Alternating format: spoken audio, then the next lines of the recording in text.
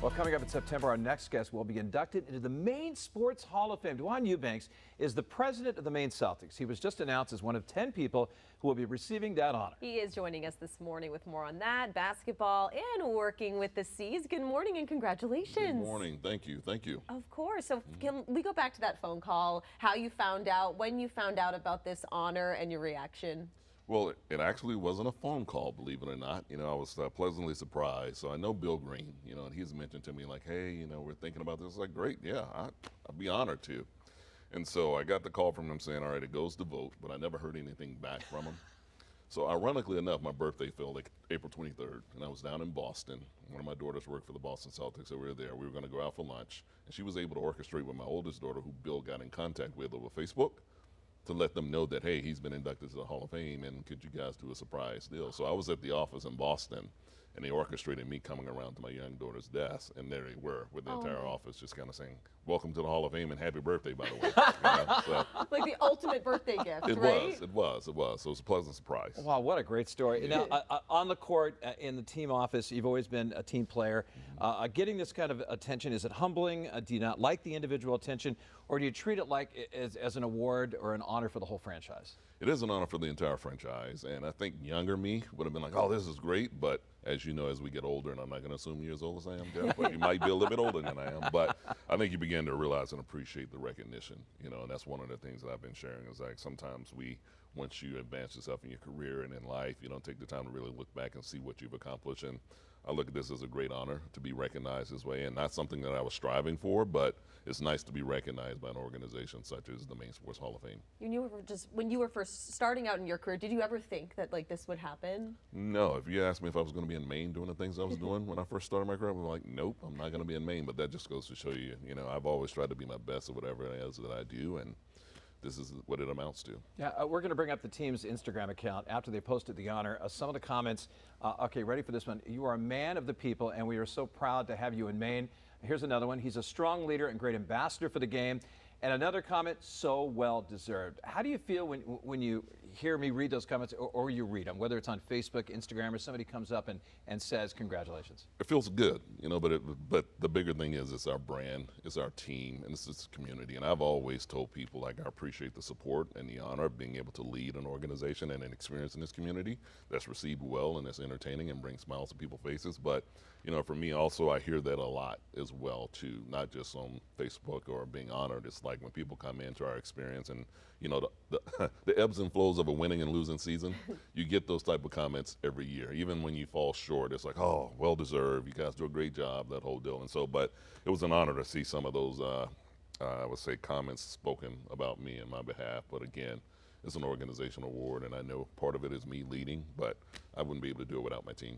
So you started with the then Maine Red Claws when they first started a franchise in 2009, then became the vice president, and since 2014, the team's president. Can you talk about that journey and how it is working for the Maine Celtics and being affiliated and owned by the Boston Celtics? Well, that journey was something that, once again, coming into my career, and I would already been 12, 15 years in event marketing, and like all of a sudden, I decided I wanted to make Maine my home as opposed to a bedroom community.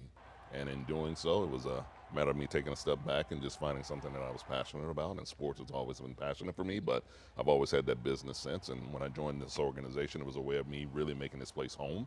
And little did I know it was going to amount to me being the head of the organization for 17 years and leading us through acquisition with the Celtics and becoming a Celtics employee. And so it's been an honor to also be a part of that. And again, like with anything, you want to strive for greatness, and to be able to align with the Boston Celtics and know it's one of the greatest organizations out there. And Jeff, I'm not going to hit you because I know the Golden State Warriors is yours, but 18 championships is what I'll say. But to be aligned with an organization that also strives for greatness year in, year out, it's an honor.